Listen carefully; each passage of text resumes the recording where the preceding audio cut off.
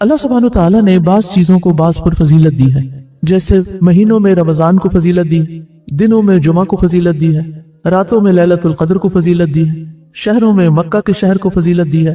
तो इसी तरह और भी आप गौर करेंगे तो अल्लाह ताला ने एक निजाम ऐसा बनाया है कि सबको एक जैसा नहीं बनाया, और ये जो वैरायटी है इसमें खूबसूरती है। और इंसानी तबीयत के अंदर ये बात पाई जाती है कि जब भी वो कोई एक काम बहुत रूटीन में करने लगता है, मुसलसल करने लगता है, तो थक जाता है, फिर उसको चेंज की जरूरत होती है। मतलब हम रूटीन में नमाजें पढ़ रहे हैं, रूटीन में हम जिंदगी के काम काज कर रहे हैं, और फिर हम करते करते एक वक्त आता है कि हम एक सैचुरेशन पॉइंट पे पहुंच जाते हैं। हमारी नमाजों के अंदर वो खुशू नहीं रहता, हमारी इबादत के अंदर वो जज्बा नहीं रहता। तो अल्लाह ताला हमारे लिए तज़किये का एक महीना रमजान भेज देता है, और इस नेमत पर हमें अल्लाह ताला का शुक्र अदा करना चाहिए और दुआ करनी चाहिए कि अल्लाह ताला तू हम सबको रमजान तक पहुंचा दे और हमें इसकी खैर व बरकत नसीब फरमा। तो अल्लाह सुब्हानो तआला फरमाते हैं, या अय्युहल्लज़ीना आमनू, ऐ लोगो जो ईमान लाए हो, और अल्हम्दुलिल्लाह हम सब ईमान वाले हैं। मसलन किसी भी शख्स को जब पुकारा जाता है तो उसका जो सबसे खूबसूरत नाम होता है उससे अगर उसको पुकारा जाए तो उसको बड़ी खुशी होती है, लेकिन अगर किसी आम से नाम से पुकारा जाए तो वो इतना असर नहीं करता। हम जब लोगों को पहचानते हैं तो उस सुबह भी कहते हैं, अच्छा वो फलाना पान की दुकान वाला, फलाना कपड़े वाला, फलाना जूते वाला और फलाना ईमान वाला। कौन सा ज्यादा खूबसूरत है? ईमान वाला। तो अल्लाह ताला फरमा रहे हैं, या अय्युहल्लज़ीना आमनू, ऐ लोगो जो ईमान लाए हो। तो हमें ईमान वाला कह के पुकारा जा रहा है, और ये हमारी बड़ी खुशकिस्मती की बात है कि हमें अल्लाह सुब्हानो तआला ने एक खूबसूरत नाम दिया है, ऐ ईमान वालो, जिनके पास ईमान है। तुम्हारे लिए क्या खुशखबरी है? कुतिबा अलैकुमुस्सियाम, कि तुम पर रोजे फर्ज कर दिए गए हैं। कमा कुतिबा अलल्लज़ीना मिन क़ब्लिकुम, जैसा कि तुमसे पहले लोगों पर फर्ज किए गए थे। यानी ये अल्लाह ताला का हम सब पर बड़ा एहसान है, एक इनाम है कि उसने पिछली उम्मतों की तरह हम पर भी रोजे फर्ज किए। यानी इस खैर और बरकत से सिर्फ पिछली उम्मतों को ही नहीं नवाजा गया, हमें भी नवाजा गया। क्योंकि रोजा और रमजान एक ऐसी चीज है कि जो सरासर खैर भलाई की बात है, इसमें खैर ही खैर है। आप देखिए कि कोई भी इबादत जब हम करते हैं ना तो थोड़ी देर के लिए करते हैं। मसलन आप नमाज पढ़ते हैं तो कितनी देर? आधा घंटा। लंबी से लंबी नमाज हार्डली कोई होगा जो आधा घंटा लगाए। 10 मिनट 15 मिनट में नमाज फारिग। कुरान की तिलावत करते कितनी देर ज्यादा से ज्यादा करते हैं? वो आधा घंटा। कुछ लोग तो खोलते ही नहीं, सुबह के वक्त ऐसे ही बस खत्म। तो आप देखिए कि इसी तरह हज पे हम जाते हैं तो हज का एक दिन होता है अरफा का, बाकी कुछ मुनासिक के दिन होते हैं, लेकिन असल दिन तो वो अरफा वाला दिन होता है। एक दिन में समझे कि हज हो गया।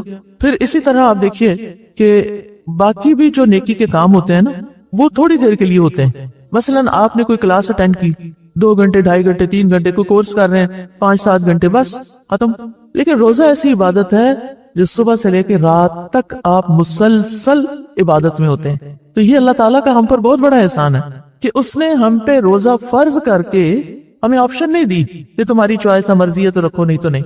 रोजा फर्ज करके हमारे लिए उसने नेकी का एक शानदार मौका फराहम कर दिया।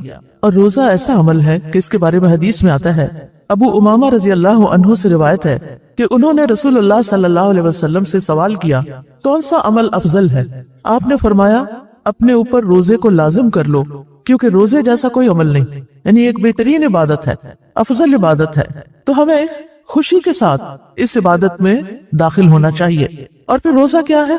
रोजा एक ढाल है। रोजे को ढाल कहा गया। ढाल क्या होती है? जो लड़ाई के वक्त दुश्मन के वार से बचने के लिए आगे कर ली जाती है। यानी एक शील्ड होती है प्रोटेक्टिव, कि जिससे दुश्मन का निशाना इंसान के जिस्म को नहीं लगता। तो अबू उमामा रज़ी अल्लाह अन्हु से रिवायत है कि नबी सल्लल्लाहु अलैहि वसल्लम ने फरमाया, रोजा ढाल है और मोमिन के किलों में से किला है। यानी एक मजबूत महफूज किला है जिसके अंदर वो चला जाता है तो वो गुनाहों से महफूज हो जाता है, शैतान के वार से महफूज हो जाता है, वो अपने दुश्मन से हिफाजत में आ जाता है। और एक और रिवायत में आता है कि रोजा आग से ढाल है, जिस तरह लड़ाई में तुम में से किसी की ढाल होती है। फिर इसी तरह यह है कि रोजा जो है ये खैर का दरवाजा है। यानी जब कोई शख्स नेकी करना चाहे, खैर में दाखिल होना चाहे, तो फिर क्या करे? रोजा रखे। आपने फरमाया, क्या मैं तुम्हें खैर के दरवाजे ना बताऊं? यानी नेकियों के दरवाजे। रोजा ढाल है और सदका गुनाहों को बुझाता है। यानी जो गलतियां गुनाह तुमसे हो जाते हैं, صدقہ اس آگ کو جو گناہوں کی وجہ سے دہتی ہے. آپ کو پتا ہے کہ ہم گناہ کو بڑا لائٹلی لیتے ہیں. کوئی بھی غلط کام اسکرین پہ کچھ دیکھ رہے ہیں ہمیں کوئی احساس نہیں ہوتا کہ ہم کوئی گناہ کا کام کر رہے ہیں. ایک بات یاد رکھیے گناہ کے حوالے سے کہ گناہ آگ ہے. گناہ کیا ہے؟ آگ ہے. جب ہم گناہ کرتے ہیں تو گویا ہم کیا کرتے ہیں؟ اپنے لیے آگ دہکا دیتے ہیں. اور اگر توبہ کر کے اس آگ کو نہیں بجھاتے یا کوئی نیک عمل کر کے اس آگ کو نہیں بجھاتے تو پھر قیامت کے دن وہ آگ بھگتنی پڑے گی. تو ہے کسی میں ہمت تو اس آگ میں جانے کی؟ ہم میں سے کوئی بھی نہیں چاہتا کہ وہ جہنم کی آگ میں جائے. وہ تو دنیا کی آگ سے بھی کہیں زیادہ شدید ہے. تو اس لیے دنیا میں ہی فوری طور پر دو کام کرنے چاہیے. ایک تو توبہ کر لینی چاہیے. اللہ نے ہمارے اندر ایک گھنٹی رکھی ہے، وہ بج جاتی ہے. غلط کر رہے ہو، غلط، یہ اچھا نہیں ہے. اللہ یہ کہ فطرت ہی مسک ہو چکی ہو، ورنہ وہ اندر کی آواز بتا دیتی کہ تم غلط کر رہے ہو. جو ہی اندر کی آواز آئے غلط ہے فوراً پلٹے انسان. اس انسان کو دکھ دیا اس کو سوری کر لے. نماز میں کوئی غلطی ہو اس کو پورا کر لے. اور اسی طرح اگر زبان سے کچھ نکل گیا غلط تو دل برا ہونے لگتا ہے نا، فوراً کیا کرے؟ پھر کوئی نیکی کرے. ان نیکیوں میں سے روزہ جو ہے وہ ایک بہترین نیکی ہے. اور صدقہ جو ہے وہ گناہوں کی آگ ساتھ ساتھ بجھاتا جاتا ہے. یعنی توبہ بھی کرے اور نیکی کے کام بھی کرے انسان. ایک اور حدیث میں آتا ہے نبی صلی اللہ علیہ وسلم نے فرمایا بے شک روزہ تو ایک ڈھال ہے جس کے ذریعے بندہ جہنم سے اپنا بچاؤ کرتا ہے. اللہ تعالیٰ فرماتا ہے روزہ خاص میرے لیے ہے، لہٰذا میں خود اس کا بدلہ دوں گا. کتنا بدلہ ہوگا، کیا بدلہ ہوگا وہ تو بتایا ہی نہیں. باقی چیزوں کا بتایا گیا ہے لیکن روزے کا نہیں بتایا گیا. وہ ایک سرپرائز ہے. اور آپ خود سوچئے کہ جو انعام بادشاہ کائنات خود دے گا وہ کتنا بڑا انعام ہوگا، وہ کتنا بڑا ریوارڈ ہوگا. آپ دیکھیں دنیا میں آپ جب کسی انسان کے لیے کوئی کام کرتے ہیں، کوئی محنت کرتے ہیں، کہیں جاب کرتے ہیں، ہر شخص کچھ نہ کچھ تو کرتا ہے نا ارننگ کے لیے. آپ کہیں جاب کرتے ہیں تو کیا ہوتا ہے کہ آپ کو وہی ملتا ہے جو آپ سے طے ہوتا ہے. لیکن کچھ لوگ اتنے کریم النفس ہوتے ہیں، اتنے اچھے ہوتے ہیں کہ وہ صرف اتنا نہیں دیتے جتنا طے ہوتا ہے، وہ زیادہ دیتے ہیں. وہ رکشے والے کے ساتھ بھی حساب نہیں کرتے. وہ غریب آدمی ہے، پتہ نہیں کس طرح بچوں کا پیٹ پال رہا ہے، اتنی مہنگائی ہے، تو وہ بہت زیادہ اس کے ساتھ حساب کتاب نہیں کرتے، کچھ نہ کچھ ایکسٹرا دے دیتے ہیں. وہ ریڑھی والے کے ساتھ آپ کو کبھی خیال نہیں آتا جو ریڑھیاں والے ریڑھی لگا کے کھڑے ہوتے ہیں، صبح گزرو تو اتنے ہی پھل پڑے ہوتے، شام کو گزرو تو میں نے نہیں دیکھا کہ ریڑھی خالی پڑی ہو سارا بک گیا. پتہ نہیں کیا کرتے ہیں غریب بیچارے لے جاتے، کیا اس میں سے بچتا ہے کیا نہیں بچتا. اور کچھ ریڑھیوں میں تو اتنی تھوڑی سی چیزیں ہوتی ہیں کہ وہ اگر بک بھی جائیں تو اس میں سے پروفٹ زیادہ زیادہ کیا نکلے گا، 1000 1200 2000، اس سے کس کا گھر چلتا ہے. تو کبھی بھی ریڑھی والوں سے، رکشے والوں سے، مزدوروں سے، گھر میں کوئی پلمبر آ گیا کام کرنے کے لیے، کوئی الیکٹریشین، ان لوگوں سے بہت حساب کتاب نہ کیا کرے. اور یہ سوچ کے کہ اللہ تو مجھ سے بھی حساب نہ کرنا، جو تو نے مجھے دیا ہے نا اور مجھے دینے والوں میں سے بنا. اور دینے والے کبھی بھی نقصان میں نہیں رہتے. اللہ تعالیٰ کا وعدہ ہے وَمَا أَنفَقْتُم مِّن شَيْءٍ فَهُوَ يُخْلِفُهُ، جو تم خرچ کرو گے اللہ تعالیٰ اس کے پیچھے اور لے آئے گا. خالی نہیں ہونے دینا. جو رزق تمہاری قسمت میں ہے وہ تمہیں مل کر رہے گا. تو اس لیے انسان خیر کے کام شوق سے کرے، کیونکہ معاملہ کس کے ساتھ ہے؟ رب العالمین کے ساتھ. اور روزہ بھی رکھے تو کس طرح رکھے؟ بہت شوق اور محبت کے ساتھ رکھے، کیونکہ اس میں انسان کو اجر اور ثواب جو ملنے والا ہے وہ اللہ رب العالمین سے ملنے والا ہے. اور جو اللہ رب العالمین سے ملے گا اس کا تو آپ اندازہ ہی نہیں کر سکتے. اور یہ چند دن کی بات ہے، بس کتنی ہے زندگی، گنی ہوئی ہے، گنی چنی، گنتے گنتے گنتے دن ختم ہو جاتے ہیں. اور پھر کیا ہوگا؟ ایک دن آئے گا کہ جب آپ دنیا سے چلے جائیں گے اور کہاں پیش ہوں گے؟ رب العالمین کے سامنے. یا تو وہ خوش ہوگا یا وہ ناراض ہوگا. وہ خوش کب ہوگا؟ اگر آپ نے اس کی مرضی اور پسند کے کام کی، اور پھر وہ ان پر انعام بھی دے گا، اور کتنا دے گا جو آپ سوچ بھی نہیں سکتے. تو بندوں سے اجر کی توقع نہ رکھیں. آپ کسی کے لیے کچھ بھی کریں، معاملہ اللہ کے حوالے کر دیں. اللہ اس کا بدلہ مجھے آپ سے چاہیے، کیونکہ جو آپ دے سکتے ہیں وہ بندوں میں سے کوئی بھی نہیں دے سکتا. اور پھر ایمان اور ثواب کی امید سے روزہ رکھیں. یعنی آپ کا عمل نیت کے ساتھ ہونا چاہیے. اور نیت کیا ہونی چاہیے؟ کہ اللہ تعالیٰ اس کے بدلے میرا ایمان بھی بڑھائے اور مجھے ثواب بھی ملے. کیونکہ اگر ثواب کی نیت ہی نہیں آپ نے کی اور بس روزہ رکھ لیا کیونکہ سارے گھر والے رکھ رہے ہیں، تو پھر کیا ہوتا ہے؟ آپ کو فرض پورا ہو جائے گا. یعنی آپ ایبسنٹ مارک نہیں ہوں گے، فرض پورا ہو گیا، آپ کو گناہ نہیں ملے گا. لیکن اگر آپ یہ نیت رکھیں گے کہ اللہ مجھے اس پہ ثواب بھی چاہیے، آپ سے بدلہ چاہیے، آپ سے اجر چاہیے، تو اللہ تعالیٰ خوش ہوتا ہے ایسے بندے سے. تو اللہ سبحانہ وتعالیٰ وہ آپ کو عطا کرے گا. اور یہ بھی آپ کی نیت ہونی چاہیے کہ اللہ میرا ایمان بھی اور زیادہ ہو. تو جو ایمان اور ثواب کی امید سے روزہ رکھے گا، فرمایا اس کے پچھلے سارے گناہ معاف کر دیے جائیں گے. پھر آپ دیکھیے کہ روزہ رکھنے کا مقصد کیا ہے؟ کیا بھوکا پیاسا رہنا؟ نہیں. فرمایا لعلکم تتقون، تاکہ تم بچ جاؤ اور ایک معنی بھی کیا جاتا ہے تاکہ تم تقوی اختیار کرو. اگر ہم بچ جاؤ کا معنی کریں تو اس کا مطلب کیا ہوگا کہ انسان اس لیے روزہ رکھے تاکہ آگ سے بچ جائے، گناہوں سے بچ جائے. اور تقوی بھی اصل میں دیکھا جائے تو اس میں بھی بچنے کا ہی مفہوم ہے کہ انسان کے اندر تقوی پیدا ہو، یعنی وہ قوت پیدا ہو کہ جس کی وجہ سے وہ آئندہ زندگی اللہ کی اطاعت کے مطابق گزارے اور گناہوں سے بچ جائے تاکہ الٹیمیٹلی جہنم سے بچ جائے. اور پھر اتنا ایمان سٹرونگ ہو جائے، یعنی ایمان اور تقوی دونوں کی بات آ رہی ہے، ایمان کی بات حدیث میں آ رہی، تقوی کی بات قرآن میں آ رہی. اتنا تقوی ہو جائے انسان کے اندر کہ انسان شیطان کی چالوں کو پہچاننے لگے اور شیطان کے پھیلائے ہوئے جال سے خلاصی پا جائے. تو اس لیے روزہ رکھنا ہے اس نیت کے ساتھ بھی کہ اللہ میرے اندر تقوی پیدا کر دے، میرے اندر ایسی قوت پیدا کر دے کہ جس قوت کے ساتھ میں آپ کی رضا اور خوشی کے لیے نیکیاں کروں اور آپ کی ناراضگی سے بچنے کے لیے گناہوں سے رک جاؤں. پھر فرمایا ایام معدودات، چند گنے ہوئے دن ہیں.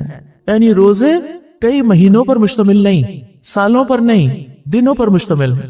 یہ نہیں کہا کہ ایک مہینہ ہے، کہا چند دن ہے. آپ دیکھیے کہ اللہ تعالیٰ نے سال کے 12 مہینے بنائے اور ان 12 مہینوں میں سے صرف ایک مہینہ کہا کہ روزے رکھ لو. 11 مہینے چھٹی ہے، لیکن ہم پر وہ ایک مہینہ بھی بڑا بھاری ہے. کچھ لوگ ڈرے بیٹھے ہوتے ہیں، آئے دن آ رہے ہیں پھر روزے کے، دوپہر کا کھانا نہیں ملے گا اور ہم فلانی چیز کھا سکیں گے، پارٹی پہ نہیں جا سکیں گے. نہیں، آپ کو خوشی سے رمضان کا استقبال کرنا چاہیے تاکہ آپ اللہ تعالیٰ کو راضی کر سکیں. تو گنتی کے جانتے ہیں آپ دیکھیے 10 10 10 عشرہ عشرہ عشرہ، پھر ہر عشرے کا 1 2 3 4 5 6 7 8 9 10، بس ختم. 2 ہفتے بھی نہیں، ایک عشرہ، 10 دن، پھر 10 دن، پھر 10 دن، کبھی 9 بھی ہو جاتے ہیں. پھر دل بڑا اداس ہوتا ہے کہ آخری عشرہ جو اتنا قیمتی عشرہ ہے اس کے 9 کیوں ہیں، وہ بھی 10 ہی ہوتے. آپ کو ہوتا ہے افسوس جب عید جلدی ہوتی ہے؟ یہ خوش ہو جاتے ہیں کہ وہ شکر ہے عید آ گئی، جان چھٹی. 2 لحاظ سے فائدہ ہوتا ہے، ایک تو تیاری میں ٹائم مل جاتا ہے تھوڑا سا، اور دوسرے عبادت کا موقع اور مل جاتا ہے. وہ جو رہی صحیح کسر ہے نا وہ نکل جاتی ہے. اصل میں نا انسانوں کی نفسیات یہ ہے کہ جب کوئی چیز ہاتھ سے نکلنے لگتی ہے نا پھر اس کو قدر آتی ہے. جب تک وہ ہاتھ میں ہوتی ہے تو اس کو بڑی تسلی ہوتی، ٹیک ہوتی، ہاں ابھی تو ہے نا، ابھی تو ہے، میں یوز کر لوں گی، دیکھ لوں گی، ہو جائے گا ہو جائے گا. لیکن جب وہ ہاتھ سے نکلنے لگتی پھر اوہ یہ کیا ہو گیا. تو رمضان کا بھی یہی ہے، ابھی تو کافی دن ہے، ابھی تو کافی دن ہے، آخری عشرے میں عبادت کر لیں گے. اور آخری عشرہ بھی ایک کے بعد ایک دن نکل جاتا ہے ہاتھ سے. ہر سال ایسے ہی ہوتا ہے. تو اس لیے انسان کو ایک دن اور مل جائے تو بڑا غنیمت لگتا ہے کہ شکر ہے، یہ دعائیں رہتی تھی، یہ تلاوت رہتی تھی، یہ قرآن پورا کرنا تھا، وہ پھر سارے کام کر لیتے. تو اس لیے روزے کے ساتھ خوش ہو جایا کرے، بلکہ عبادت کے ہر کام کے ساتھ. پھر فرمایا فمن کان منکم مریضا او علی سفر فعدۃ من ایام اخر، تو جو تم میں سے کوئی بیمار ہو یا پھر سفر کر رہا ہو، اور روزہ رکھنے میں مشقت ہو جاتی ہے بیمار کے لیے بھی اور مسافر کے لیے بھی، تو دوسرے دنوں سے گنتی پوری کرے. 4 روزے چھوڑے ہیں تو رمضان کے بعد 4 قضا رکھے، لازم ہے. تو پیاری بہنوں جو بھی سال میں بیٹھی اور جو بھی سن رہے ہیں، آپ میں سے اس وقت سے جب سے آپ کو پیریڈ شروع ہوئے، جب سے آپ بالغ ہوئیں، آج تک آپ نے کتنے سال کتنے روزے چھوڑے، سالوں کو گنے اور پھر دیکھیں حساب کر کے کہ کتنے رکھ چکے ہیں اور کتنے ابھی رہتے ہیں. اور اس کے لیے رمضان کے بعد پلان کریں کہ آپ نے کس طرح اپنا فرض پورا کرنا ہے، کیونکہ روزہ چھوڑنے کا گناہ بھی بہت سخت ہے. اور پھر آپ دیکھیں کہ جو انسان بڑا ہوتا جاتا ہے نا، روزے رکھنے مشکل ہوتے جاتے ہیں. ابھی تو آپ ینگ گرلز ہیں نا، آپ کے اپنے اوپر ہیں کہ آپ رکھ سکتی ہیں، لیکن پھر شادی ہو جاتی ہے، پھر ہسبینڈ کو بھی دیکھنا پڑتا ہے، پھر بچے ہو جاتے ہیں، پھر پریگنینسی ہے، دودھ پلانا ہے، پھر دوبارہ پریگنینسی ہو گئی ہے، پچھلے روزے چھوٹے تھے اگلے ہی نہیں پورے ہو رہے، تو کتنے مسئلے کھڑے ہو جاتے ہیں. تو اس لیے روزہ میں دیر نہ کریں. اور میری وہ پیاری بہنیں جو عمر کے آخری حصے میں پہنچ چکی، وہ بھی اس بات سے نہ ڈرے کہ روزہ رکھ کے کچھ جلدی اللہ کے پاس جانا پڑے گا. نہیں، کچھ بھی نہیں ہوتا. میری والدہ الحمدللہ 78 سال کی ہو کر فوت ہوئی تھی، 78 ایئرز، یعنی تقریباً 80 کی ہونے والی تھی. تو انہوں نے کبھی نہیں چھوڑے تھے روزے، یعنی بڑھاپے میں بھی داخل ہو کے روزہ نہیں چھوڑتی تھی. اور یہ نہیں کہ صرف فرض روزے، نفلی روزوں کا بھی اہتمام. ہر مہینے کے 3 روزے ایام 20 کے، 13 14 15 کے، اور پھر اکثر سماج جمعرات کو بھی رکھ لیتی تھی. اور جس مہینے میں ان کی ڈیتھ ہوئی ہے اس مہینے وہ جو ایام 20 کے روزے تھے انہوں نے ایک دن پہلے ہی رکھ لیا کہ انہیں یاد نہیں تھا کہ آج ایام 20 شروع ہو چکے ہیں یا نہیں. تو وہ 3 رکھنے کے بعد 4 رکھ چکی تھی. تو آپ بھی کبھی یہ نہ سوچے کہ روزہ رکھ کے کچھ ہو جائے گا. میں نے آج تک نہ سنا ہے نہ دیکھا ہے کہ کوئی روزہ رکھ کے مر گیا ہو، کچھ نہیں ہوتا۔ اگر آپ کو ڈر ہونا کہ مجھے کچھ ہو جائے گا تو پھر آپ یہ سوچ کے رکھ لیا کرے کہ اگر کچھ ہونے لگا تو میں جلدی سے روزہ توڑ دوں گی تاکہ میں بچ جاؤں۔ ہوتا کچھ نہیں۔ میں نے زندگی میں کئی ایسے لوگوں کو روزے رکھوائے ہیں جنہوں نے سال سے نہیں رکھے تھے، ہمیں شوگر کا مسئلہ ہے، ہمیں پتہ نہیں اور کس چیز کا مسئلہ ہے، تو کہتی تھی روزہ تو علاج ہے۔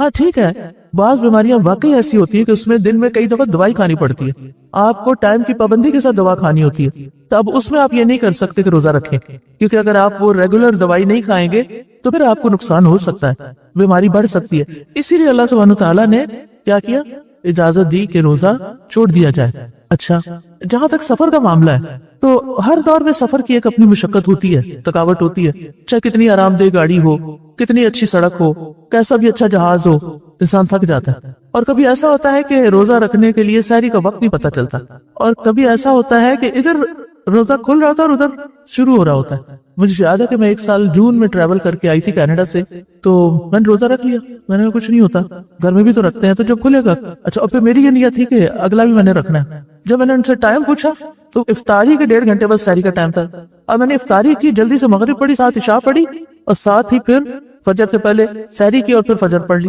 اور پھر وہ جب پاکستان آئے تو وہ تو ختم ہونے کا نام ہی نہ لے روزہ، اور وہ بھی جون کا روزہ، لیکن الحمدللہ میں مری نہیں، زندہ سلامت رہی۔ بلکہ ایک عجیب سا لطف آیا کہ اللہ سبحانہ تعالیٰ نے وہ اوپر لے جا کے وہ فضا میں روزہ کھلوایا بھی اور رکھوایا بھی، اور ایک ملک میں رکھا اور دوسرے ملک میں آ کے کھولا، تو الحمدللہ۔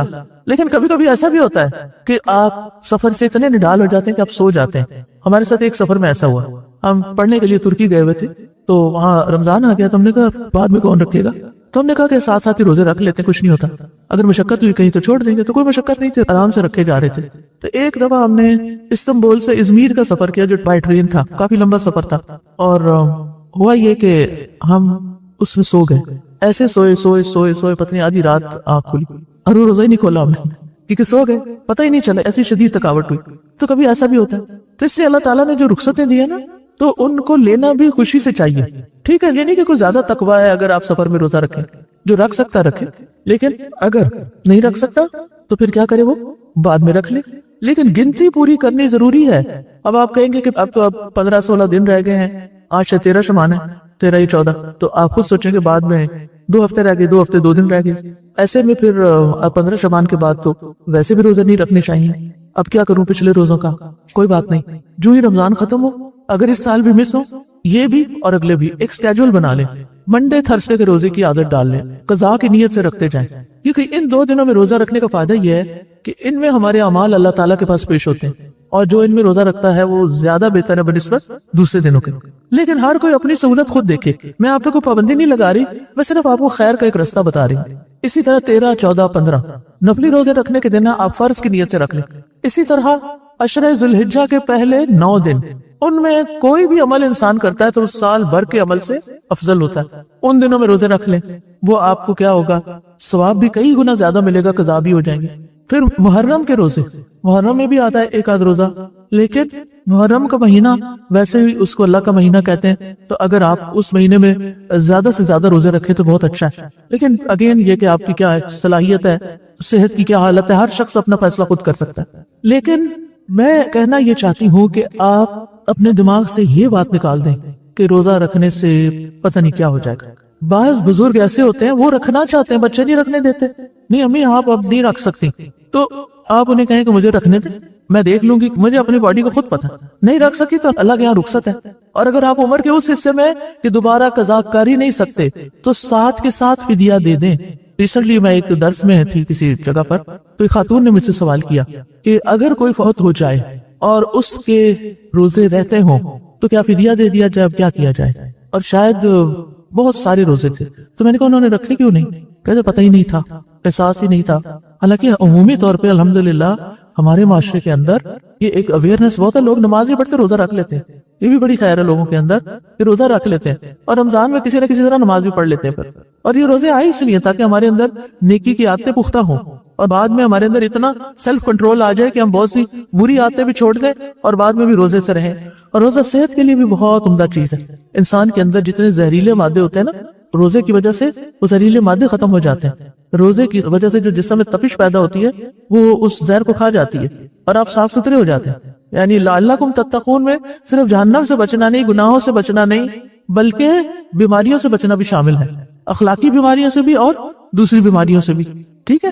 اچھا، بات یہ ہو رہی تھی کہ جو رکھنے کی طاقت ہی نہیں ہے جن میں، وہ کیا کریں؟ وَعَلَى الَّذِينَ يُطِيقُونَهُ فِدْيَةٌ طَعَامُ مِسْكِينٍ، اور وہ لوگ جو روزہ رکھنے کی طاقت نہ رکھتے ہو، انتہائی بوڑھے، کچھ بوڑھے ایسے ہوتے نا ان کو ڈیمنشیا وغیرہ ہو جاتا ہے، تھوڑا بہت ہوش ہوتا ہے، کچھ نہیں ہوتا، تو ڈیلی اگر دے سکے فدیہ، کھانا ایک کھانا دیتے جائے وہ بھی ٹھیک ہے. لیکن اگر آپ ڈیلی نہیں دے سکتے تو جو ہی رمضان شروع ہو پہلے دن سے 30 دنوں کا نکال کے دے دیں، کسی کو روزہ رکھنے کے لیے راشن دے دیں. اور اگر کوئی آس پاس مسکین ہے تو اس کو ساتھ بٹا کے کھانا کھلا لیں، کیونکہ ایوریج وہی دینا جو آپ خود کھاتے ہیں. یہ نہیں کہ خود تو آپ روز پلاؤ کھائیں اور غریب کو آپ سوکھی روٹی دے دیں، جیسا خود کھاتے ہیں نا بس اسی طرح کا ایوریج ڈیلی جیسے آپ کے گھر میں پکتا ہے. ہر گھر کا الگ حساب کتاب ہوتا ہے. کچھ گھروں میں ہفتے میں ایک دفعہ گوشت پکتا ہے اور کچھ لوگ روز ایک نہیں 2 3 گوشت پکا کے کھاتے ہیں. ہر طرح کے لوگ ہیں دنیا میں. تو پھر آپ جیسا خود کھاتے ہیں نا ویسا ہی دیں.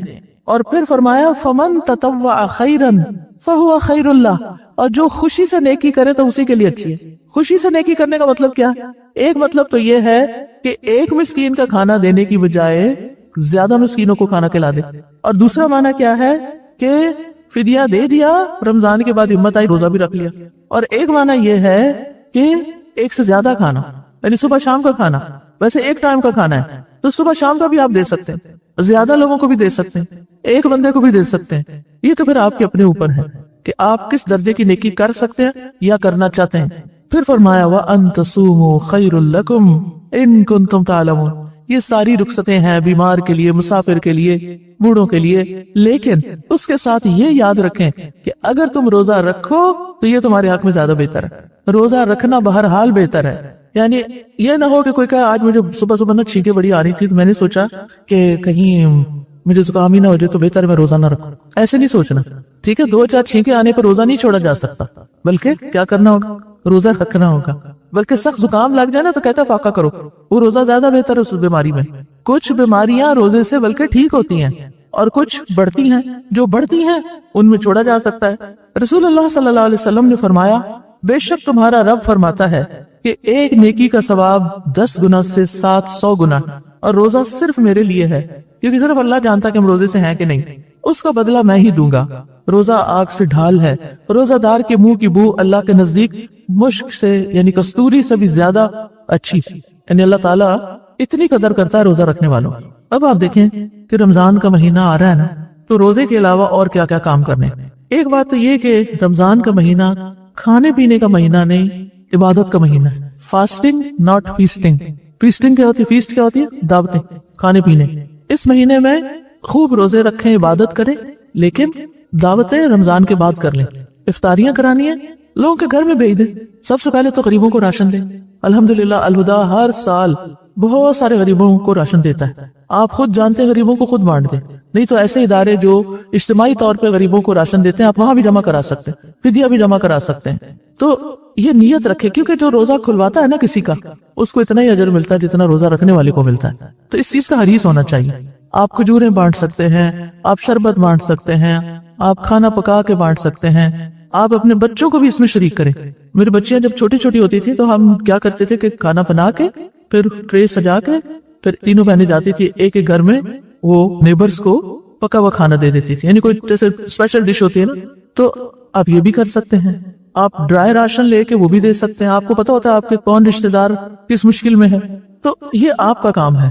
لیکن آپ نے اس مہینے میں عبادت پر فوکس کرنا ہے. اور جو راشن واشن دینا نا، شبان میں سب کچھ اکٹھا کر کے تقسیم کر کے ہر چیز سارٹ آؤٹ کر کے رکھ لے، اور رمضان میں بس پہ دیتے جائیں اور دیتے جائیں، کیونکہ ثواب زیادہ ہوتا ہے. پہلے بھی دے سکتے ہیں کیونکہ جب وہ کھائیں گے رمضان میں تو ثواب تو تبھی ملے گا نا. روزہ کے علاوہ جو دوسری بڑی اہم عبادت ہے وہ ہے قیام، تراویح. قیام اللیل جو ہوتا ہے نا وہ 3 طریقے کا ہوتا ہے. ایک یہ کہ عشاء کے ساتھ ہی، جس سے عام طور پہ ہماری مسجدوں میں ہوتا ہے. آپ میں سے کتنی خواتین مسجد میں تراویح پڑھنے جاتی ہیں؟ ساری نہیں جاتے، شاید بچوں کی وجہ سے نہ جاتے. اگر نہیں جا سکتی تو گھر میں بھی انتظام کریں. گھر میں انتظام کریں. ہمارے والد مسجد میں فرض نماز پڑھ کے آ جاتے تھے اور پھر الحمدللہ ہر سال ہمارا بہت بڑا سین تھا، اس میں صفیں لگ جاتے. آس پاس کے جتنے لوگ، خواتین بھی مرد بھی، الحمدللہ سارے تراویح پڑھتے تھے. کیونکہ اکیلے پڑھنا ذرا مشکل ہوتا ہے. اور عشاء کے ساتھ اسی لیے قیام اللیل کر لیا جاتا ہے تاکہ رات کی عبادت بھی ہو جائے. رمضان پورا ہی بڑا بابرکت مہینہ ہے، شہر البرکہ، تو اس لیے دن کو روزہ رکھا، رات کو قیام کیا. تو پہلا طریقہ عشاء کی نماز کے بعد حافظ بچوں کو تلاش کریں جن کے حفظ پکے ہوں. اگر آپ کے گھر میں 2 لوگ ہیں، 4 خواتین ہیں، نیبر میں 2-4 مل کے 5-10 بن جاتی ہیں، کسی بچی کو لیں، اس کو صف کے بیچ میں ہی کھڑا کریں اور وہ آپ کو قرآن سنائے. اور اگر نہیں کوئی انتظام تو حضرت صفوان جو تھے، حضرت عائشہ کے آزاد کردہ غلام، وہ مصحف سے دیکھ کے پڑھتے تھے. تو آپ کیا کر سکتے ہیں کہ آج کل سٹینڈ بھی ملتے ہیں، پتہ نہیں یہاں ملتے ہیں کہ نہیں، سٹینڈ ہوتے ہیں جن کے اوپر قرآن کھول کے رکھ دیا جاتا ہے، اور بڑے سائز کے سٹینڈ کے ساتھ ہی قرآن ملتے ہیں. آپ کیا کریں کہ سجدے کی جگہ سے ذرا سا آگے کر کے سٹینڈ پر صفحے کھول کے رکھ لیں. آپ سورۃ فاتحہ پڑھیں، اس کے بعد رائٹ والا صفحہ ایک رکعت میں پڑھ لیں اور پھر دوسری رکعت میں دوسرا صفحہ پڑھ لیں. نہ آپ کو ہاتھ ہلانا پڑے گا، نہ کچھ نہیں، آرام سے نماز ہو جاتی. لیکن اگر آپ 2 صفحے پڑھنا چاہتے ہیں تو بس ایک دفعہ آپ کو سجدے سے اٹھتے ہوئے صفحہ پلٹنا ہوگا اور اس کے بعد پھر آپ اگلی رکعت میں بھی 2 صفحے آرام سے پڑھ سکتے ہیں. ایک طریقہ یہ ہے. دوسرا طریقہ یہ ہے کہ آپ موبائل لیں اور اس پر آپ کھول لیں اور ایسے ہاتھ باندھ کے آپ اس طرح موبائل رکھیں، اپنا ہاتھ اس طرح رکھیں جیسے ہاتھ پہ ہاتھ رکھا ہوا ہے تاکہ آپ کو مشکل نہ ہو، اور اس سے دیکھ کے آپ پڑھ سکتے ہیں. ساتھ میز رکھیں، بس دیکھ کے بغیر ایسے رکھ لیں، پھر ایسے کر لیں، اور ایسے موڈ پہ رکھیں کہ موبائل بند نہ ہو کہ آپ اس پہ پاسورڈ ٹائپ کرتی رہیں، یہ نہ ہو. ٹھیک ہے، موبائل کھلا ہی رہے، تلاوت والا صفحہ کھلا ہی رہے، اور بغیر زیادہ حرکت کی آپ تلاوت بھی کر سکتے ہیں، تراویح لمبی ہو سکتی ہے. اب آپ دیکھیے کہ یہ جو ہے نا، نماز میں حرکت نہیں زیادہ کر سکتے نا، اس لیے میں نے یہ 2 طریقے بتائے جس میں کم سے کم حرکت ہوتی ہے اور آپ کی نماز اچھی ہو جاتی ہے. دوسرا قیام، آپ عشاء پڑھ کے کچھ لکھنے پڑھنے کا کام کرتے ہیں، کوئی ایگزام ہے آپ کا، کچھ بھی، تو اب سونے لگے آپ رات کے 12 بجے، تو سونے سے پہلے کچھ نوافل پڑھ لیں. تیسرا یہ ہے کہ آپ رات کو نہیں پڑھ پاتے لیکن آپ صبح بڑے فریش ہوتے ہیں، تو سحری پکانے سے 1 گھنٹہ پہلے اٹھ جائیں اور آپ اس وقت تہجد پڑھ لیں. یہ تینوں چیزیں قیام اللیل کہلاتی ہیں جو رمضان میں آپ کر سکتے. ٹھیک ہے، اول رات پڑھتے ہیں تو تراویح کہلاتی ہے، آخر رات پڑھتے ہیں تو تہجد کہلاتے ہیں. سمجھ آئی؟ کلیئر ہو گیا نا سب کو؟ اوکے. تو اپنی عبادتوں میں اضافہ کرنا ہے. اسی طرح آپ دیکھیے کہ اشراق کے نفل، اگر آپ کو عادت ہے تو بہت ہی اچھا، اگر عادت نہیں تو رمضان میں عادت ڈالنے کی کوشش کریں.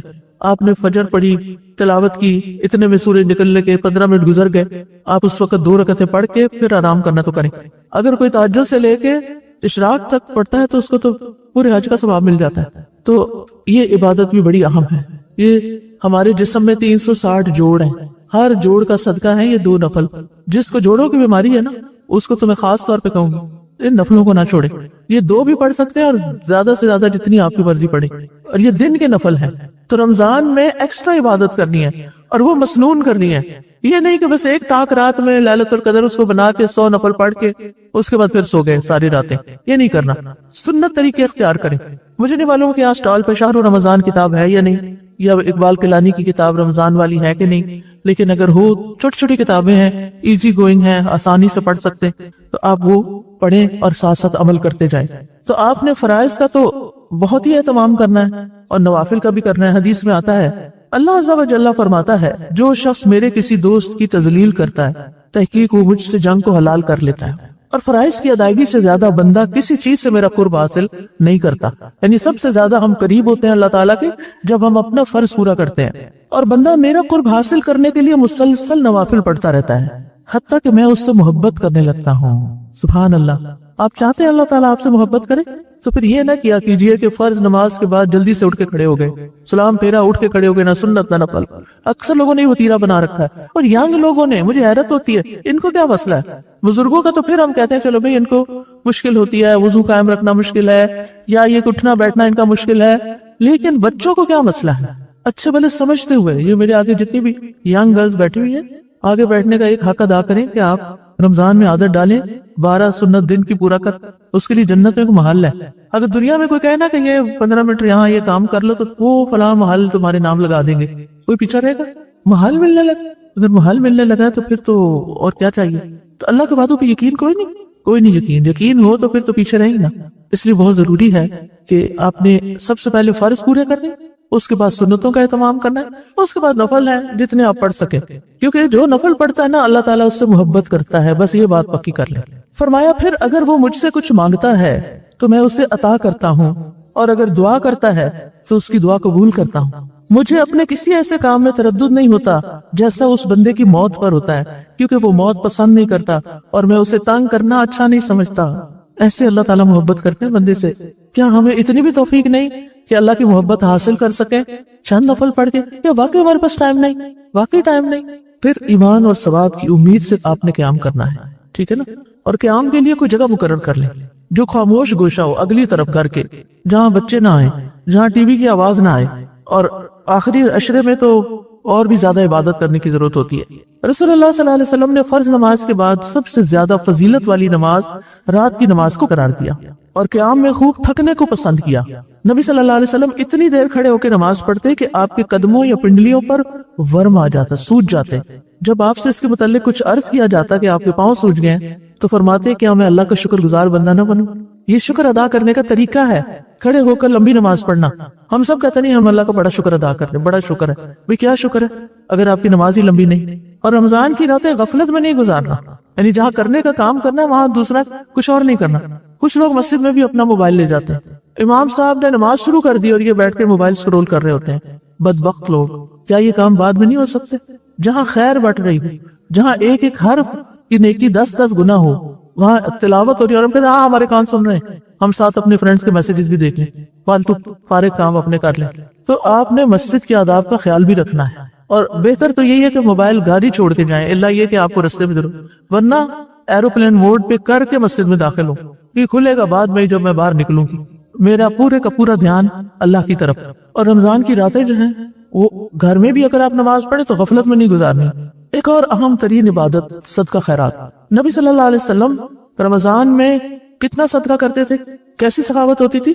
تیز آندھی سے بھی زیادہ۔ جب آپ جبریل سے ملتے اور ہر رات جبریل سے ملتے تھے آپ۔ صدقہ انسان کے سچا ہونے کی دلیل ہے کہ واقعی انسان اللہ پر ایمان رکھتا ہے اور اس کو سچ سمجھتا ہے اور اس کے اجر پر اس کو پورا یقین ہے۔ صدقہ بری موت سے بچاتا ہے، صدقہ گناہوں کی آگ بجھا دیتا ہے، صدقہ رب کے غضب کو ٹھنڈا کرتا ہے۔ اللہ تعالیٰ بندے پہ ناراض ہوتا ہے جب وہ کوئی غلط کام کرتا ہے، تو صدقے کی وجہ سے وہ ناراضگی دور ہو جاتی ہے۔ صدقہ مال میں برکت کا ذریعہ ہے، صدقہ رزق میں اضافے کا ذریعہ ہے۔ صدقہ کرنے والے کو اللہ تعالیٰ بہترین نعم البدل عطا کرتے ہیں، جو وہ دیتا ہے اسے بہتر دیتے ہیں۔ تو نبی صلی اللہ علیہ وسلم رمضان میں بہت زیادہ صدقہ کیا کرتے تھے۔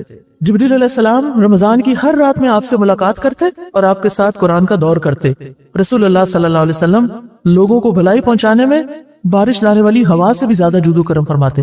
یہاں بہاڑی میں کوئی آندھی شاندھی آتی بہت آتی ہے، پھر کیا ہوتا ہے جب آندھی آتی ہے تو آپ کے گھر میں کوئی کمرہ بچتا ہے جہاں گرد نہ جائے، بند کھڑکیوں سے بھی اندر آ جاتی ہے نا گھر۔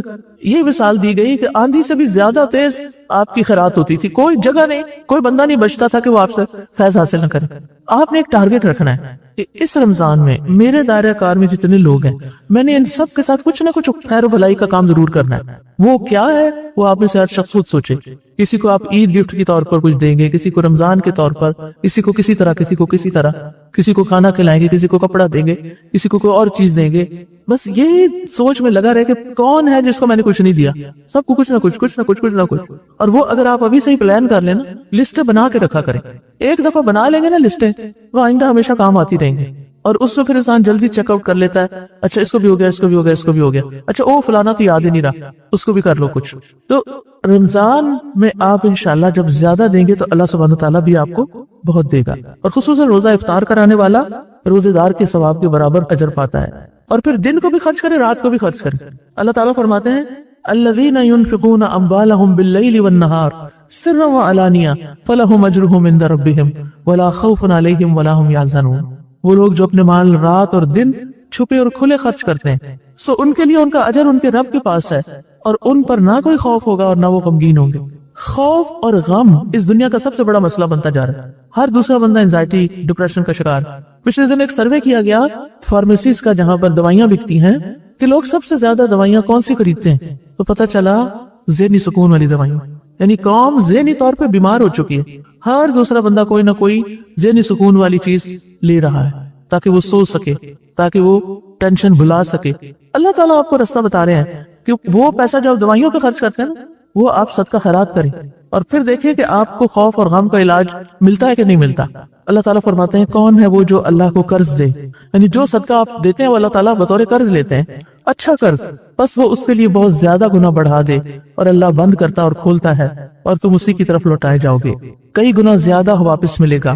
ایک حدیث میں آتا ہے کہ اعمال آپس میں فخر کرتے ہیں تو صدقہ کہتا ہے میں تم میں سب سے افضل ہوں، گناہوں کو مٹانے کا سبب ہے، چاہے آدھی کھجور ہی کیوں نہ دیں۔ اگر آپ کے پاس زیادہ نہیں دینے کو، کچھ لوگ کچھ نہیں دیتے، وہ صرف لینے والے اینڈ پہ رہتے ہیں، ہمیں ملتا رہے ملتا رہے، لیکن آپ کو دینے والا بن جانا چاہیے۔ لینے کا راز بھی دینے میں ہے، تو آپ نے زیادہ نہیں تو ایک کھجور۔ مجھے وہ کہانی ہمیشہ اتنا انسپائر کرتی ہے ایک عورت کی کہ اس کے چھوٹے چھوٹے 6-7 بچے تھے اور اس کا میاں بہت غریب تھا، اتنا ہی لے کر آتا تھا آٹا کہ ایک ایک روٹی سب کو ملتی تھی دن بھر کے لیے۔ اب روٹی پکانے میں چلتی تھی خاتون، تو اتنے میں باہر سے فقیر گزرتا کہ اللہ کے نام پر کوئی روٹی دو، کوئی کھانا دو، تو وہ کیا کرتی کہ جو آٹا گوندا ہوتا تھا نا، اس میں سے ہر پیڑے میں سے اتنا سب آٹا الگ کر لیتی، جس سے ایک بچے کا صرف ایک لقمہ کام ہوتا، لیکن وہ 6-7 کٹھے کر کے تو ایک روٹی اور بنا کے فقیر کو دے دیتی۔ تو جس نے دینا ہوتا ہے نا وہ رستہ نکال لیتا ہے، وہ یہ بہانہ نہیں کرتا وہ نو میرے پاس کچھ نہیں دینے کے لیے۔ قیامت کے دن سورج کہاں ہوگا؟ سوا نیزے پہ۔ اس دن سایہ کہاں ہوگا؟ عرش کا سایہ۔ نبی صلی اللہ علیہ وسلم نے فرمایا 7 طرح کے آدمی ہیں جن کو اللہ اس دن اپنے سائے میں جگہ دے گا جس دن اس کے سائے کے سوا کوئی سایہ نہ ہوگا۔ ان میں سے ایک وہ شخص جس نے صدقہ کیا مگر اتنا چھپا کے کہ اس کے بائیں ہاتھ کو بھی خبر نہ ہوئی کہ اس کے دائیں ہاتھ نے کیا خرچ کیا۔ اور پھر ایک اور حدیث میں آتا ہے کہ قیامت کے دن مومن کا سایہ اس کا صدقہ ہوگا۔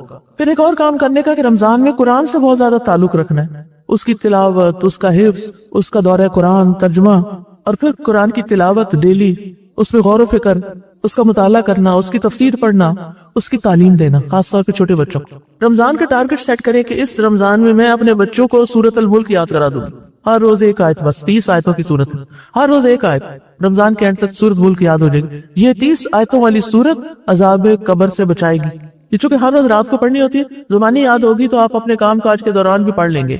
پھر ہے رمضان میں دورہ قرآن۔ نبی صلی اللہ علیہ وسلم ہر سال جبریل کے ساتھ دورہ کرتے تھے، اسی طرح سفیان ثوری سارے کام چھوڑ کر رمضان میں صرف قرآن پڑھنے لگ جاتے تھے۔ جب رمضان آتا تو امام زہری فرماتے یہ تو بس قرآن پڑھنے اور کھانا کھلانے کا مہینہ ہے۔ ابن قیم کہتے ہیں قرآن پڑھنا خالی ذکر کرنے سے افضل ہے۔ مجاہد کہتے ہیں اللہ جس شخص کو قرآن دے دے اور وہ سمجھے کہ کسی کو دنیا میں اس سے افضل چیز کوئی ملی ہے تو اس نے اس چیز کو بڑا اور عظیم قرار دے دیا جس کو اللہ نے حقیر بنایا، اور اس چیز کو چھوٹا کر دیا جس کو اللہ نے عظیم قرار دیا۔ ابن قیم کہتے ہیں اگر لوگوں کو پتا چل جائے کہ قرآن کو سمجھ کر پڑھنے کا ثواب کتنا ہے تو اس کے سوا ہر چیز کو چھوڑ کر صرف اسی میں لگ جائیں، یہی کام کرتے رہیں۔ ابن الجوزی کہتے ہیں جس کو کسی وقت میں کوئی فرصت اور موقع ملے پھر وہ کثرت تلاوت میں کثرت ثواب کو غنیمت بنا لیتا ہے تو اس نے بہت اچھا کیا، اور تلاوت کے ساتھ زندگی میں آسانیاں بھی ملتی ہیں۔ یہ کسی کا قول ہے قرآن کی کثرت سے تلاوت کریں اور اس کو نہ چھوڑیں، بس جس چیز کو آپ طلب کر رہے ہیں آپ جتنا قرآن پڑھیں گے وہ اسی قدر آپ کو سکون ملنا شروع ہو جائے گا، اتنا ہی آسان ہوگا وہ نعمت ملنا۔ اور پھر یہ کہ تدبر سے پڑھنے کا بھی فائدہ ہے۔ اس کے علاوہ چلتے پھرتے، اٹھتے بیٹھتے، کھانا پکاتے، ان سارے اوقات میں آپ نے ذکر اذکار کرنے ہیں، سبحان اللہ والحمد للہ ولا الہ الا اللہ واللہ اکبر لا حول ولا قوة الا باللہ، پھر لا الہ الا اللہ وحدہ لا شریک لہ آخر تک، پھر لا حول ولا قوة الا باللہ، پھر نبی صلی اللہ علیہ وسلم پر درود بھیجنا۔ تو بات یہ ہو رہی تھی کہ سبحان اللہ، الحمدللہ، اللہ اکبر کی جو رفتار ہوتی ہے ہمارے پڑھنے کی عام طور پر بہت تیز ہوتی ہے، سبحان اللہ سبحان اللہ سبحان اللہ سبحان 1000 پڑھ لیا ہم نے، یہ نہ کریں، پڑھیں آرام سے پڑھیں، عادت ڈالیں گے تو پڑھ جائے گی۔ سبحان اللہ، اچھا خاص طور پہ کھانا پکاتے ہو جو چیز دیکھے کہ سبحان اللہ، ہلدی کو پیلا کس نے بنایا اور مرچ کو لال کس نے بنایا، سبحان اللہ سبحان اللہ، یعنی جو چیزیں نظر آ رہی ہو نا، بچے نظر آ رہے ہو، اچھا ان کی آنکھیں کس نے بنائی، سبحان اللہ، یہ پلکوں کے بال کس نے جوڑے، سبحان اللہ، اللہ کی قدرت دیکھ دیکھ کے سبحان اللہ کیا کرے۔ تو یہ ذکر کرنا جو یہ بڑا ضروری ہے رمضان میں تلاوت وغیرہ کے علاوہ۔ اور پھر یہ کہ ابن القیم کہتے ہیں جو شخص ہمیشہ تسبیح کرتا ہے اس کا چہرہ چمکنے لگتا ہے، اسکن کیئر بھی ہے یہ۔ پھر کثرت سے دعائیں کرنا، آپ نے دعائیں بھی پڑھنی ہیں، وَإِذَا سَأَلَكَ عِبَادِي عَنِّي فَإِنِّي قَرِيبٌ، اور روزہ دار کی کوئی دعا رد نہیں ہوتی، اور رمضان کے ہر دن اور رات ایک دعا قبول ہوتی ہے، اور روزانہ رات کو دعاؤں کی قبولیت کے لیے آسمان میں دروازے کھلتے ہیں، تو اس وقت خاص طور پر دعائیں کرنی ہے آپ نے، اور دعا نہ کرنا اللہ کی ناراضگی مول لینا ہے۔ پھر اس کے علاوہ رمضان میں توبہ استغفار کرنی ہے، گناہوں کو چھوڑنا ہے، اس کا ارادہ کر لینا ہے، اپنا ذاتی تزکیہ کرنا ہے، اپنی نگاہوں کی حفاظت کرنی ہے، اپنے اندر دل کی حفاظت کرنی ہے، اپنی زبان کی حفاظت کرنی ہے، بری باتوں اور جھوٹ کو رمضان سے نکالنا ہے، اور پھر لغو باتوں سے بھی پرہیز کرنا ہے، گھر والوں کے ساتھ اچھا معاملہ کرنا ہے، ان کو ساری افطاری میں مدد دینی ہے، گھر کے کام بھی کرنے ہیں۔ اسود کہتے ہیں میں نے عائشہ رضی اللہ عنہ سے پوچھا نبی صلی اللہ علیہ وسلم اپنے گھر میں کیا کیا کرتے تھے؟ کہنے لگی آپ گھر کے کام کاج میں مصروف رہتے تھے، اور جب نماز کا وقت ہوتا تو نماز کے لیے اٹھ کھڑے ہوتے تھے۔ تو ہم نے اس سنت کو بھی زندہ کرنا ہے، کیونکہ افسوس کے ساتھ کہنا پڑتا ہے کہ ہمارے یہاں معاشرے میں یہ چیز رواج پا گئی ہے کہ گھر کے کام کرنا میں کوئی ماسی ہوں، مجھے یوز کر رہے ہیں۔ یہ غلط سوچ ہے، کس کو اپنے گھر سے پیار نہیں ہوتا؟ اور جن لڑکیوں کی شادی نہیں وہ اپنے گھر کو گھر نہیں سمجھتی، اس انتظار میں کہ آگے جا کے اپنا گھر بنائیں گے۔ تو آپ نے اس کو اون کرنا ہے۔ پھر یہ ہے کہ والدین کے ساتھ اچھا سلوک، کچھ نہ کچھ ان کو دینا ہے، رمضان کا تحفہ۔ پھر معاشرتی لیول پر اخلاقی اقدار کا اہتمام، اچھے کاموں کی لسٹ بنا لیں، اور اچھے کاموں میں کون کون سے کام ہیں میں بولتی ہوں، آپ اپنی چھوٹی سی لسٹ بنائیں جو اس میں سے آپ کر سکتے ہیں۔ صلہ رحمی کرنا، صلہ رحمی کرنے کے دو بڑے فائدے ہیں، رزق میں برکت ہوتی ہے اور دوسرے عمر میں برکت۔ چھوٹی سی عمر میں آپ بڑے بڑے کام کر جاتے ہیں۔ اپنے رشتہ داروں کے ساتھ بھی، والدین کے رشتہ داروں کے ساتھ بھی اچھا سلوک کرنا ہے، ٹھیک، پڑوسیوں کا خیال کرنا ہے، کھانا کھلانا ہے، سب سے اچھی گفتگو کرنا ہے، لوگوں سے مسکرا کے ملنا ہے، نرمی سے کام لینا ہے، سروینٹس کی مدد کرنی ہے، کیونکہ بعض لوگ گھروں میں بہت دعوتیں کرتے ہیں اور بیچارے مسکین ملازم جو ہیں ان کو نماز پڑھنے کا بھی وقت نہیں دیتے۔ پھر خندہ پیشانی سے پیش آنا ہے، غصے کو پی جانا ہے، لوگوں کو اچھی باتیں بتانی ہے، یعنی لا علم لوگوں کو تعلیم دینی ہے، نیکی کا حکم دینا، برائی سے روکنا ہے، ہر مظلوم کی مدد کرنی ہے، اللہ کی خاطر دینی بہن بھائیوں سے بھی ملاقات کرنی ہے۔ جنازوں میں عورتیں تو شرکت نہیں کرتی لیکن گھر کے لوگوں کو انکریج کرنا ہے، مصیبت زدہ کو تسلی دینی ہے، بیماروں کی تیمارداری کرنی ہے، دعوت قبول کرنی ہے، علماء کا احترام کرنا ہے۔ اس ساری کمپلیٹ لسٹ تو نہیں، لیکن یہ چیزیں عام طور پر اگنور ہوتی ہیں تو اس لیے میں نے ان کو ہائی لائٹ کر دیا ہے۔ رمضان نیکیوں کی دعوت دینے والا مہینہ ہے، اور رمضان میں نیکی کے مواقع جمع ہو جاتے ہیں۔ رسول اللہ صلی اللہ علیہ وسلم نے فرمایا یقیناً جنت میں ایسے بالا خانے بھی ہیں جن کا اندرونی حصہ ان کے باہر سے نظر آتا ہے اور ان کا بیرونی حصہ ان کے اندر سے نظر آتا ہے۔ ایک دیہاتی آپ کی طرف کھڑا ہوا اور کہنے لگا یا رسول اللہ یہ کس کے لیے ہیں؟ فرمایا اس شخص کے لیے جو اچھی بات کرے، کھانا کھلائے اور روزے رکھے۔ اور پھر آپ دیکھیے کہ بعضوں کا ہم صدقہ سمجھتے ہیں وہ مال پیسے خرچ کرنے، دوسروں سے اچھی طرح بات کر لینا، ان کا کام کوئی کر دینا، یہ بھی صدقہ ہوتا ہے، اور کسی کو خوش کر دینا، کسی کی ضرورت پوری کرنا، یہ بھی بہت بڑے اجر کا کام ہے۔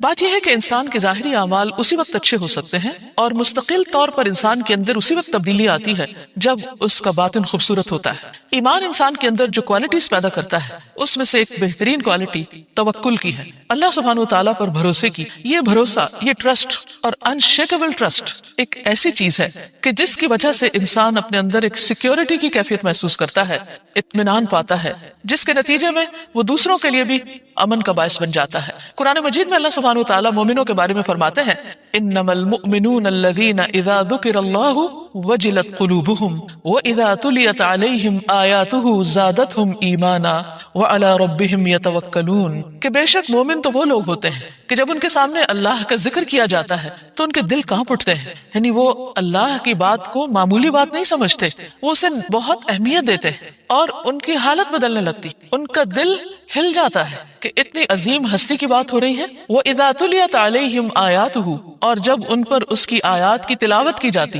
یعنی قرآن مجید وہ سنتے ہیں، زادتہم ایمانا، تو ان کا ایمان بڑھ جاتا ہے، وَعَلَى رَبِّهِمْ يَتَوَكَّلُونَ، اور اس ایمان میں اضافے کی وجہ سے وہ اپنے رب پر توکل کرنے لگتے ہیں، اپنے رب پر بھروسہ کرتے ہیں۔ یہ توکل ایسی خوبی ہے کہ اگر کسی کے اندر آ جائے تو وہ زندگی کی مشکلات میں پھر ہمت نہیں ہارتا۔ حقیقت یہ ہے کہ ہم سب ایک امتحان میں ہیں، دنیا میں بھیجے اس لیے گئے کہ ہم سب کو پرکھا جا رہا ہے کہ ہم کس کوالٹی کے، ہماری کیا ورتھ ہے، ہم کس چیز کے مستحق ہیں، ہم کیا پروف کرتے ہیں، کیا ثابت کرتے ہیں کہ ہمارا مقام کہاں ہونا چاہیے۔ اس پرکھنے میں، اس آزمائش میں انسان کو ہر روز ناخوشگوار حالات سے گزرنا پڑتا ہے، بہت سی چیزیں مرضی کے خلاف ہوتی اور زندگی میں فائدے کے ساتھ ساتھ کئی نقصانات بھی اٹھانے پڑتے ہیں، اور یہ کم و بیش ہر انسان کے ساتھ ہوتا ہے۔ ایسے میں یا تو انسان ان مشکلات کا مقابلہ کرتا ہے یا پھر ان کے سامنے ہار جاتا ہے۔ مومن تو کبھی مایوس نہیں ہوتا، مومن تو ہمت نہیں ہارتا۔ کیوں؟ اس لیے کہ وہ اپنے رب پر توکل کرتا ہے، وہ اپنے رب پر بھروسہ کرتا ہے کہ وہ ان مشکلات میں تنہا نہیں ہے، کوئی ہے جو اس کو دیکھ رہا ہے، کوئی ہے جو اس کی پکار سن رہا ہے، کوئی ہے جو اس کی مدد پر قادر ہے، کوئی ہے جو سارے خزانوں کا مالک ہے۔ یہ کیفیت جب انسان کے اندر آتی ہے تو وہ بڑے سے بڑے طوفانوں میں بھی پرسکون رہتا ہے، اور وہ زندگی کے اس کٹھن سفر پہ قدم بقدم آگے بڑھتا چلا جاتا ہے، اور بالآخر ایک روز اپنے رب سے جا ملتا ہے۔ جب توکل کی کمی ہوتی ہے تو انسان تھوڑ دلا ہو جاتا ہے، بزدل ہو جاتا ہے، کمزور ہو جاتا ہے، اور اس کو چھوٹی چھوٹی مشکل بھی بہت بڑی نظر آنے لگتی ہے، اور وہ اس کا مقابلہ کرنے سے گریز کرنے لگتا ہے۔ لیکن جب انسان کے اندر اللہ پر بھروسہ آتا ہے، اللہ پر یقین آتا ہے کہ وہ سب کچھ کر سکتا ہے، تو یہ چیز، یہ احساس اور یہ سوچ ہی انسان کو بہادر بنا دیتی ہے۔ اس کا عملی نمونہ ہم نبی صلی اللہ علیہ وسلم کی زندگی میں دیکھتے ہیں۔ ہم جانتے ہیں کہ غزوہ احد ایک مشکل غزوہ تھا، اس میں کچھ لوگوں کی غلطی کی وجہ سے مسلمانوں کو جیتی ہوئی جنگ ہارنا پڑی۔ اس جنگ کے خاتمے پر نبی صلی اللہ علیہ وسلم نے مسلمانوں کو حکم دیا کہ وہ جاتی ہوئی مشرکین کی فوج کا پیچھا کریں۔ اس موقع پر لوگوں نے یہ کہا کہ الذین قال لهم الناس ان الناس قد جمعوا لكم، کہ تمہارے لیے لوگ جمع ہو گئے ہیں، یعنی تمہارے مقابلے میں بہت بڑی فوجیں اکٹھی ہو گئی ہیں، فخشوہم، ان سے ڈرو۔ لیکن ڈرنے کے بجائے صحابہ کرام کے دل میں اللہ پر جو توکل تھا اس کی وجہ سے کیا ہوا؟ فزادہم ایمانا، ان کا ایمان اور بڑھ گیا۔ وقالوا، اور انہوں نے کہا، حسبنا اللہ ونعم الوکیل، کافی ہے ہم کو اللہ اور وہ بہترین کارساز ہے۔ یعنی ہم اپنے زور بازو پر اعتماد نہیں کرتے، ہم اللہ پر بھروسہ کرتے ہیں، اور لوگوں کے مقابلے میں ہمیں اللہ ہی کافی ہے۔ اسی طرح ہم دیکھتے ہیں کہ ابراہیم علیہ السلام، ان کی زندگی میں بھی ہمارے لیے بہترین نمونہ ہے۔ جب نمرود کے حکم سے ان کو آگ میں پھینکا گیا تو اس وقت ان کی زبان پر یہی کلمہ تھا، حسبی اللہ ونعم الوکیل، اللہ مجھے کافی ہے اور وہ بہترین وکیل ہے، کارساز ہے، توکل اور بھروسے کے لائق ہے، وہی مجھے اس آگ سے نکالے گا۔ اور آپ سب جانتے ہیں کہ کس طرح وہ آگ ان کے لیے گل و گلزار ہو گئی، اور ان پر اللہ سبحانہ وتعالیٰ کی طرف سے سلامتی ہو گئی، اور انہیں کسی قسم کی کوئی تکلیف نہ پہنچی۔ کسی بھی مومن کے اندر یہ صفت نہایت ضروری ہے۔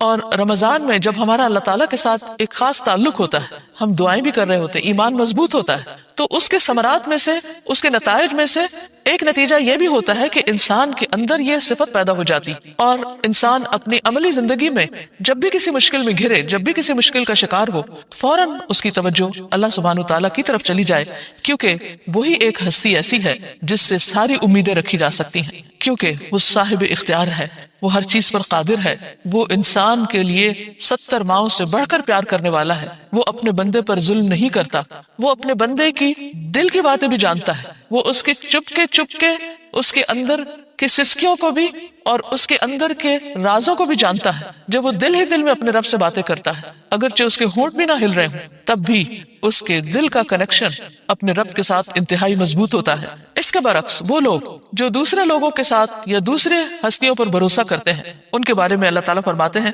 قل افرأیتم ما تدعون من دون اللہ ان ارادنی اللہ بدر هل ہن کاشفات درہ او ارادنی برحمت هل ہن ممسکات رحمتہ قل حسبی اللہ علیہ یتوکل المتوکلون۔ آپ کہہ دیجئے کہ کیا تم نے دیکھا، غور کیا کہ جن کو تم اللہ کو چھوڑ کے پکارتے ہو، اگر اللہ مجھے نقصان دینے کا ارادہ کر لے تو کیا وہ اس کی طرف سے آئے ہوئے نقصان کو دور کر سکتے؟ اور اگر میرا رب میرے ساتھ رحمت کا ارادہ کر لے تو کیا وہ اس کی رحمت کو روک سکتے ہیں؟ ہرگز نہیں۔ قل حسبی اللہ، کہہ دیجئے میرے لیے اللہ کافی ہے، اور اسی پر توکل کرنے والے توکل کرتے ہیں۔ سورۃ البقرہ کی آیت نمبر